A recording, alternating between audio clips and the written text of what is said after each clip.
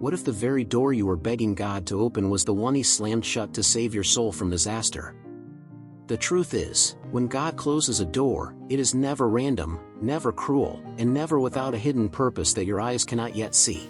And if you are honest, some of the things you are still grieving were actually traps disguised as opportunities. Sometimes God closes doors because what looks like blessing in the moment is secretly bondage in the long run, and He knows that if you step through, your heart will become tied to people or places that would strangle the very calling He placed inside you. Remember, Proverbs 14 verse 12 warns that there is a way that seems right to a man, but its end is death, and many doors that glisten with promise are lined with poison.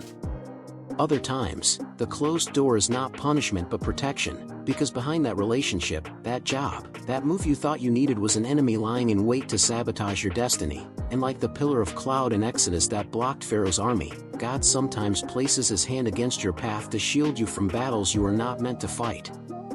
There are moments when He closes a door because you have prayed too small, and if He let you walk into what you thought was enough, you would settle for crumbs when He has prepared a table before you in the presence of your enemies. Psalm 23 verse 5. So He shuts down the counterfeit to make room for the greater. And here's a shocking truth. God often closes doors not because of what is wrong with the opportunity but because of what is still unfinished inside of you. If He let you in too early, the weight of the blessing would crush you, and by saying no, He is secretly saying not yet while He forges in you the character that can sustain the promise.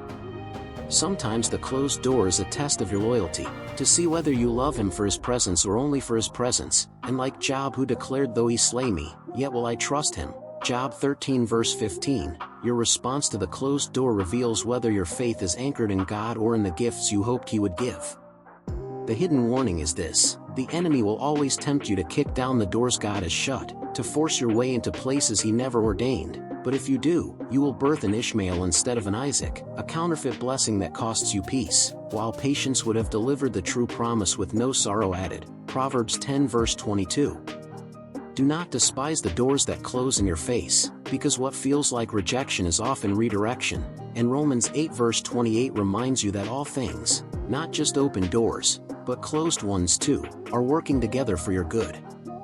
So the next time God closes a door in your life, do not pound against it in bitterness, but lift your eyes and ask Him what new path He is revealing, because His closed doors are not the end of your story but the beginning of a greater one, and the only question left is whether you will trust Him enough to walk away from what He has already locked.